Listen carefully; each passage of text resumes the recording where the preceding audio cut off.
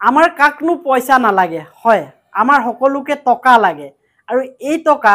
কেতিয়াবা খুব বেছিকৈ প্ৰয়োজন হৈ পৰে আৰু তেতিয়া আপুনি হয়তো লোন ল'বলৈ বিচাৰে নহয়নে বেংকৰ পৰা লোন আপুনি সহজতে কেনেকৈ পায় এই কথাখিনি মই আপোনালোকক কোৱাৰ উপৰিও আপোনালোকে হাতত থকা মোবাইলটোৰ পৰাই আপুনি লোন এপ্লাই কৰিব পাৰে হয় এই মোবাইলটোৰ পৰাই আপুনি লোন এপ্লাই কৰিব পাৰে ঘৰতে বহি বহি নহয়নে ঘৰতে বহি বহি আপুনি কিহৰ পৰা লোন এপ্লাই কৰিব ফোন পে'ৰ পৰা যদি ফোন পে' এপ্লিকেশ্যনটো আপোনাৰ আছে বা নাই যদিও আপুনি এইটো ইনষ্টল কৰি ল'ব ফোন পে' গুগল প্লে' ষ্ট'ৰতে পাব আৰু তাৰ পৰা আপুনি বেংক লোন আপুনি কেনেকৈ ল'ব হয় বেংক লোন কেনেকৈ ল'ব আপুনি এই গোটেই কথাখিনিয়ে মই ইয়াত দেখাম এতিয়া বিভিন্ন কামত আপুনি লোন বিচাৰিব পাৰে বেংকলৈ দৌৰি থাকিবলগীয়া হয় ষ্টেট বেংক বা যিকোনো বেংক ধৰক যিকোনো বেংকত আপুনি যাবলগীয়া হয় আৰু ডকুমেণ্ট দিওঁতে আপুনি ভাগৰি পৰে বেংকত লোন বিচাৰি গ'লে আৰু টকা পাওঁতে পাওঁতে কিমান দিন হয় ঠিক নাই মানে ছমাহৰ পৰা এবছৰ পৰ্যন্ত আপোনাক বেংকৰ কৰ্মচাৰীয়ে দৌৰাই থাকিব পাৰে কিন্তু বৰ্তমান সময়ত এনেকুৱা ধৰণৰ মানে ডিজিটেলাইজ যেতিয়াৰ পৰা হ'ল এনেকুৱা ধৰণৰ কিছুমান এপ আহিছে বা এনেকুৱা ধৰণৰ সংস্থা কিছুমান আহিছে যিবোৰে আপোনাক ঘৰতে বহি লোন দিব কিন্তু আপোনাৰ ডকুমেণ্ট মানে ঠিক ঠাক থাকিব লাগিব এতিয়া আপুনি ফোন পে'ৰ পৰা কেনেকৈ আপুনি ঘৰতে বহি বহি লোন ল'ব পাৰে আপ টু 5 লাখ পৰ্যন্ত মই দেখাম আপোনালোকক মই কাষত স্ক্ৰীন ৰেকৰ্ড লগাই দিম আপোনালোকে চাব কেনেকৈ আপোনাৰ ফোনটোৰ পৰা আপুনি ফোন পে'ৰ জৰিয়তে 5 লাখ পৰ্যন্ত আপুনি কেনেকৈ লোন ল'ব পাৰে ঠিক আছে মই ষ্টাৰ্ট কৰিছোঁ চাওক এয়া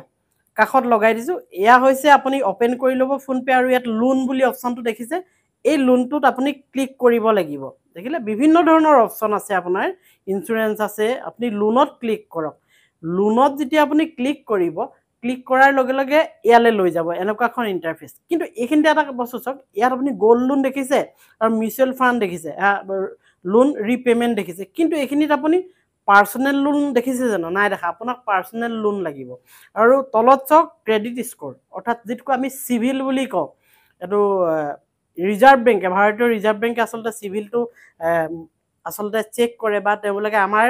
লেনদেনৰ ওপৰত চিভিল স্ক'ৰটো থাকে আৰু সেইটো যদি ভাল থাকে আপোনাক লোন দিয়ে এতিয়া ইয়াত পাৰ্চনেলটো অহা নাই নহয় আপুনি চিভিল স্ক'ৰটো চেক কৰি দিয়ক এনেকৈ চুই যদি আপোনাৰ অহা নাই এনেকৈ চাওক আপোনাৰ চিভিল স্ক'ৰ কিমান আছে আকৌ বেক গুচি আহক স্ক্ৰল কৰি দিয়ক দেখিব আপোনাৰ পাৰ্চনেল বুলি অপশ্যনটো আহি যাব এয়া আহিলে চাওক পাৰ্চনেল লোন এই পাৰ্চনেল লোনটোত আমি সোমাই যাম এতিয়া আৰু পাৰ্চনেল লোনটোত সোমাই গৈ আপুনি কেনেকৈ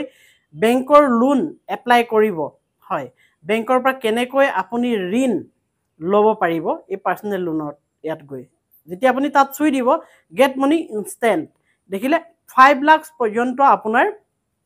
তেওঁলোকে লোন দিম বুলি ক'লে ইয়াত 60 মাহৰ কাৰণে চাওক 60 মাহলৈ যদি 5 লাখ টকা লয় প্ৰতি মাহে 11,000কে দিব লাগিব 11,800কে আৰু 48 মাহৰ কাৰণে 13,900 আৰু 36 মাহৰ কাৰণে 17,300 এইটো তেওঁলোকে দি দিলে তাৰপিছত আপুনি যদি এইটো কমাবও পাৰে 5 লাখ নলৈ বোলে আপুনি 1 লাখ ল'ম 2 লাখ ল'ম আপুনি কমাব পাৰে ইয়াত ধৰি 1 লাখলৈ লৈ আহক 1 লাখলৈ লৈ আহিলে হৈছে কি চাওক 24 মাহৰ কাৰণে 5,000 টকা 18 মাহৰ কাৰণে 6,000 টকা 12 মাহৰ কাৰণে 9,000 টকা অৰ্থাৎ যিটো আপোনাৰ ইনষ্টলমেণ্ট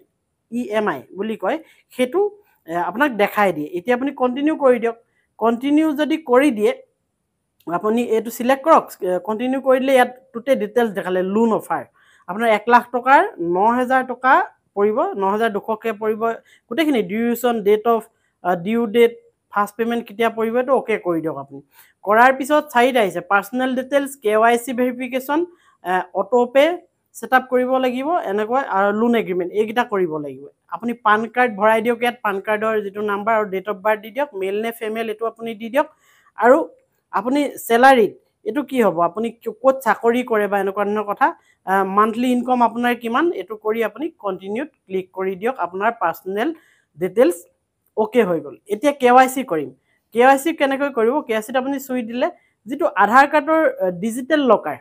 তাত আমাৰ ডকুমেণ্টবোৰ সোমাই থাকে আৰু সেইটোৰ জৰিয়তে ভাৰত চৰকাৰৰ সেইটোৰ জৰিয়তে এইটো ভেৰিফাই কৰিব যে এই মানুহজনৰ সেই মানুহজনে এজন হয় নে নহয় আপুনি আধাৰ কাৰ্ড ইয়াৰ নাম্বাৰটো দি দিয়ক আৰু নেক্সট কৰি দিয়ক আপোনালৈ OTP এটা যাব যিটো মোবাইলত আপুনি আধাৰ কাৰ্ড হেৰি কৰি থৈছে এতিয়া নেক্সটটো যদি চুই দিয়ে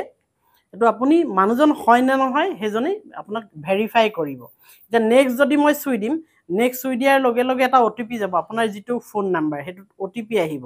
এই OTPটো আপুনি তাত ভৰাই দিয়ক আৰু ভৰোৱাৰ পিছত এয়া চাওক আধাৰ কাৰ্ড এইখিনি গোটেইখিনি পাৰ্সোনেল ইনফৰমেশন দেখিলে ইয়াৰ নেক্সট কৰি দিয়ক এটো ডন হৈ গল অৰ্থাৎ আধাৰ কাৰ্ড সাকসেসফুল হৈ গল আপোনাক ভেৰিফাই কৰি দিলে KYC অলৰেডি হৈ গল অটোপে সেটআপ এতিয়া কৰিম মানে আপোনাৰ যিটো লোন লব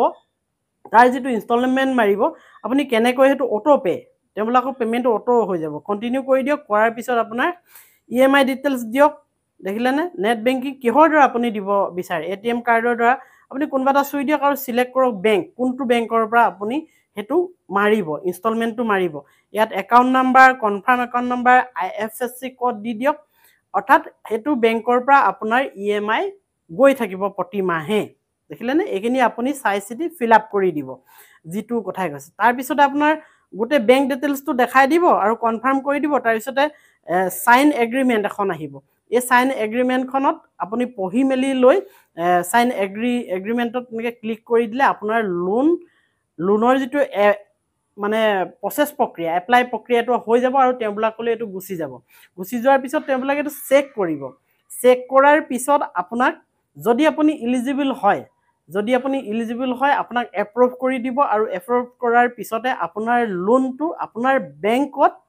24 ঘণ্টাৰ পৰা মিনিমাম 24 ঘণ্টা লাগে তাতকৈ অকনমান দেৰিও লাগিব পাৰে তেতিয়া আপোনাৰ সেই টকাটো আপোনাৰ লোনৰ যিটো পৰিমাণ হে লোনৰ পৰিমাণটো আপোনাৰ তাত সোমাই যাব 24 ঘণ্টাৰ পৰা হিফালে বেছি সময় লাগে এদিন দুদিন পৰ্যন্ত লাগিব পাৰে যদি আপুনি এলিজিবল হৈ যায় তেনেহলে আপোনাক এপ্ৰুভ কৰি দিব আৰু যিটো লোন এমাউন্ট আপুনি বিচাৰিছে হেতু আপোনাৰ বেংকটোত সোমাই যাব গতিকে আপুনি চিন্তা কৰি চাওক যে বেংকলৈ দৌৰি আপুনি লোন বিচাৰি দৌৰি থাকিব লগিয়া হয় আৰু ডকুমেন্ট মানে দিব লগিয়া হয় বেংক কৰ্মচাৰী আপোনাক মাতি থাকিব আপুনি গৈ থাকিব আজি নাই পৰখি আহা আমুকটো তামুকটো ইত্যাদি কথা গতিকে ইমানখিনি কৰাৰ মানে ইমান কাৰণ নাই কাৰণ আপোনাৰ হাতত যদি মোবাইলটো আছে মোবাইলটোত যদি ফোন পে আছে এই ফোন পেৰ জৰিয়তে আপুনি লোনটো ধুনিয়াকৈ এপ্লাই কৰিব পাৰে আৰু এপ্লাই কৰাৰ পিছত আপোনাৰ টকাটো সোমাই যাব যদি আপোনাৰ সিভিল স্কোৰ ভাল হৈ আছে আৰু বিচৰা ডকুমেন্টখিনি আপুনি ভালকৈ যদি দিব পাৰিছে ঠিক আছে দিয়ক এই ভিডিওটো সম্পূৰ্ণ এডুকেশন পাৰপজৰ বাবে বনোৱা হৈছে আৰু আপোনালোকক কোনো এটো জোৰ কৰোৱা নাই যে এটো আপুনি কৰক বুলি গতিকে আপোনালোকে নিজৰ ইচ্ছামতে যদি ইচ্ছা কৰে কৰিব পাৰে যদি ইচ্ছা নকৰে নকৰিব পাৰে এই ভিডিওটো সম্পূৰ্ণ এডুকেশন পাৰপজত বনোৱা হৈছে যদি কাৰোবাক এই লোনৰ বিষয়ে জানিবলৈ বিচাৰে তেনেহলে এই ভিডিওটো চাব পাৰে আৰু ইয়াত কোনো এনেকুৱা ধৰণৰ জোৰ কৰা হোৱা নাই যে আপুনি কিবা এটা কৰিব লাগিব মই কোৱা কথাখিনি মাত্ৰ আপোনালোকক এটা এডুকেশন পাৰপজত এই ভিডিওটো আপোনালোকলৈ আগবঢ়োৱা হৈছে